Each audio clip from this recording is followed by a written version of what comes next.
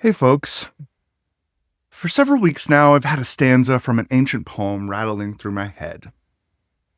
It is an unpleasant poem, but its relevance is strong enough that I feel I really must share it. And then I'll relate why I find it so relevant. And no, it's not from the Bible. It, in fact, predates the New Testament writings by at least a century. It's from Virgil's epic poem, the Aeneid, which serves as a mythical origin story of the Roman Empire. And in it, the Etruscan king Mezentius is depicted as consummately evil, and his willingness to scorn the gods and his delight in extreme cruelty is depicted in this stanza. The living and the dead, at his command, were coupled face to face and hand to hand, till choked with stench in loathed embraces tied, the lingering wretches pined away and died. I actually looked into this, and to my relief, I failed to find any historical evidence that this method of execution was ever actually used.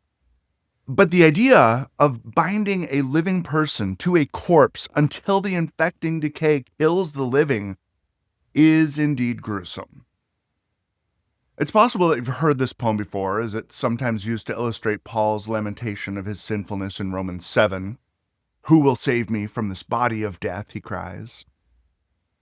It's been on my mind, however, because it illustrates perfectly the way that conservative Christians have bound themselves to Donald Trump, white conservative Christians. Despite being the epitome of moral rot, bluster, and deceit, the evangelical wing of Christianity has exalted him to the highest office in the land and largely celebrated as Congress surrenders its power to him for the sake of purging the nation of minority immigrants. And now we discover that he is plastered throughout the Epstein files with his name mentioned not only 38,000 times in the redacted files, but potentially more than 1 million times, according to Representative Jamie Raskin, who was given access to the mostly unredacted 3 million pages. It's well established and truly beyond debate that Trump is guilty of 34 felony counts of fraud. He's boasted of sexually assaulting women, bragged about walking in on young women and girls while they changed at his beauty pageants. And he's an adjudicated rapist who was also found guilty of defaming his victim, E. Jean Carroll.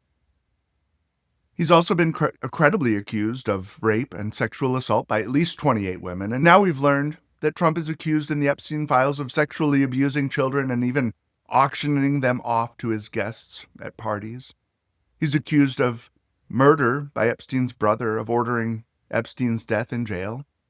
Trump denies those charges, and it is important to acknowledge that the files may contain information and reports that are potentially unfounded. Meanwhile, Trump's Department of Justice, historically an independent agency that Trump now controls actively, seems heavily invested in protecting Trump and refusing further investigation of any of the dozens and dozens of men exposed for organized pedophilic crime in its heavily redacted pages. While those many charges go uninvestigated, Trump's hyper-funded immigration and border control agents, whether ICE or DHS, wield unrestrained, unaccountable, and largely anonymous power to attack, gas, and even kill civilians.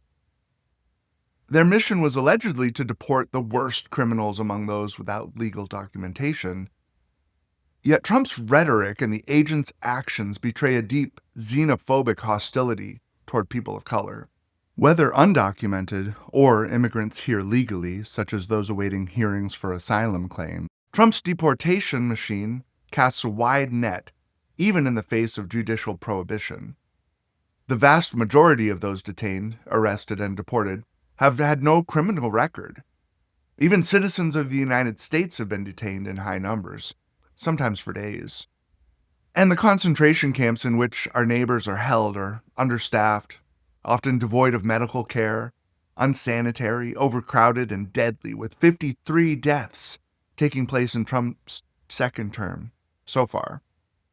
And reports of physical abuse are emerging, and sexual abuse.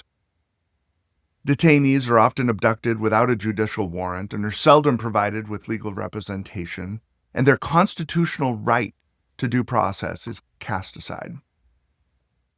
And while Trump's waning popularity is thankfully near an all-time record low, evangelicals and white conservatives seem largely unmoved in their support.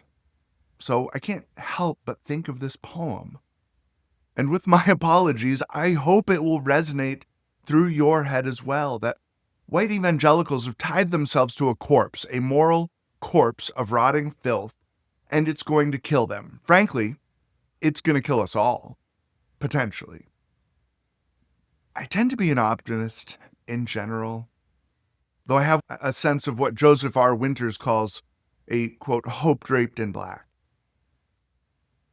I hope that Trump won't end up destroying America and democracy the way he's trying to do. I pray that we will manage to stop him in the 2026 midterms and that justice could be served against him. That's far from assured. And even that won't heal all the harm he's done or stop his enablers from continuing his carcinogenic legacy. I'm scared, and I know many of you are too. And that's okay. Hopefully we gather together and we develop our work of resistance. But I hope this poem resonates through your head and your mind. For those who care about the church, I hope this poem will serve as a prophetic critique. And if you do support Trump, I hope that you would consider the possibility that in your support, you are lashing yourself to a rotting corpse at your great peril and the peril of the world. The living and the dead at his command were coupled face to face and hand to hand, till choked with stench in loathed embraces tied, the lingering wretches pined away and died.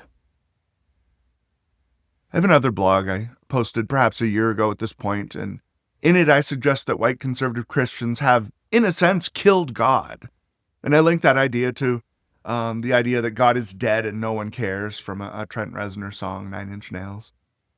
And to the idea that God is dead and we have killed him from Nietzsche.